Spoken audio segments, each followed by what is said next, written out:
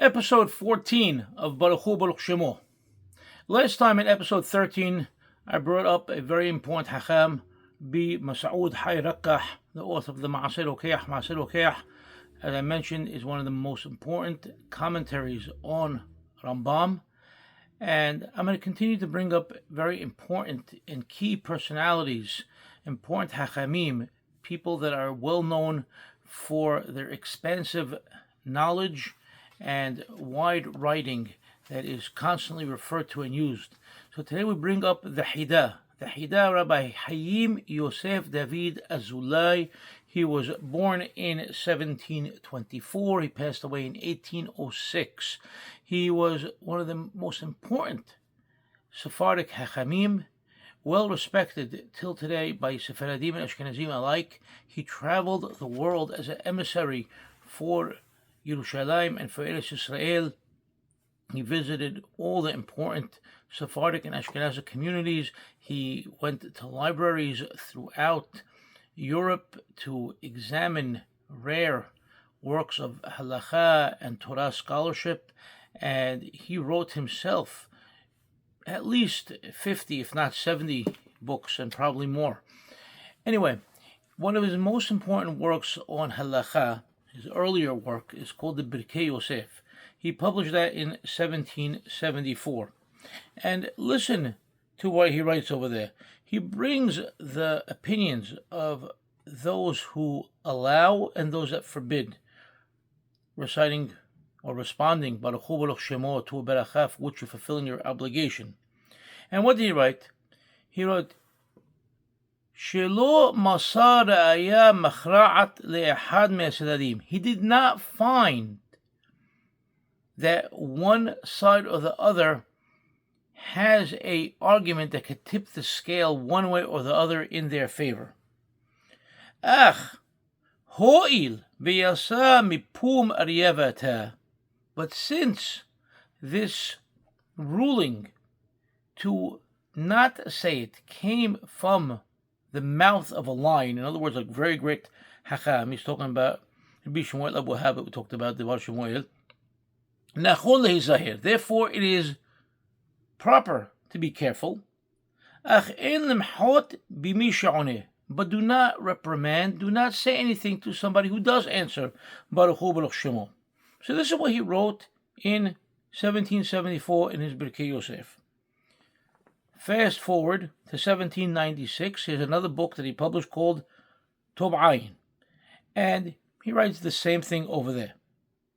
But now, we'll go back 3 more years ahead to 1799. Remember, the Hacham is still alive. He passes away in 1806. 1799, he writes a book of responsa called Yosef Omis. And he quotes himself in the Birkei Yosef, what he said, and then he continues, and he says, yes, this is what I said over there in Birkei Yosef. But, listen to these words very carefully.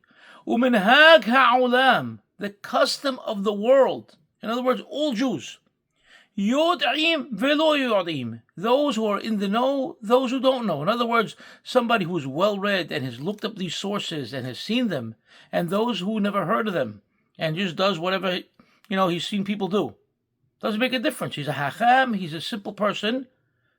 The minhag ha'olam, la'anot Baruch Hu U'Baruch Shemo af b'bracha sheyosim yedei hoba. Everybody, without exception, everybody answers Baruch Hu U'Baruch Shemo. Even if they've read the opinion that says not to answer, everybody answers. And it would seem from this that he's basically retracting what he originally wrote in Birkei Yosef back in 1774, as well as in his Tob Ayin from 1796, where he said, well, since, a lion has uttered these words that we should be careful and not answer, so don't answer for such a beracha. Seems like he's retracting it, because he's telling you the custom of the world. Those who know and those who don't know, everybody says it. Now we're going to go one step ahead. He passes away in 1806. His family continues to publish his works, and in 1814 they published one of his books called Shiurei Beracha. And what does he write in Shiurei Beracha? וכבר אני כתבתי בספר הקטן ברכי יוסף. I already wrote in ברכי יוסף about this topic of answering Baruch Hu U'Baruch Shemo. כמעט שעברתי לדבריהם דרבנן. Okay, and I went through all the words written by the rabbis. ולא מצאתי ראיה מכרעת לזה, and I found no argument that could have forced me to say one way or another. ומנהג העולם להפך. So not only were before he say minhag ha'olam everybody answers, but he says, but the minhag of the olam is exactly the opposite. The minhag of the olam is to answer. Baruch Hu U'Baruch Shemo ve'en nimhod biyadam. And nobody should say anything to the people. Do not tell them not to answer. Do not reprimand them. Do not tell them otherwise. Let everybody stick to the prevalent custom and practice of answering Baruch Hu U'Baruch Shemo.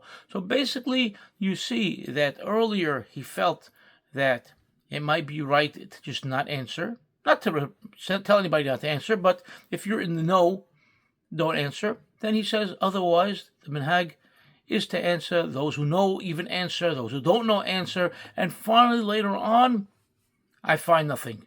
Just keep answering and let the world go on as it is, with answering Baruch Hu U'Baruch Shemo, including to a beracha for which you fulfill the obligation, like we mentioned, like shofar, megillah, hallel, etc. Have a beautiful day.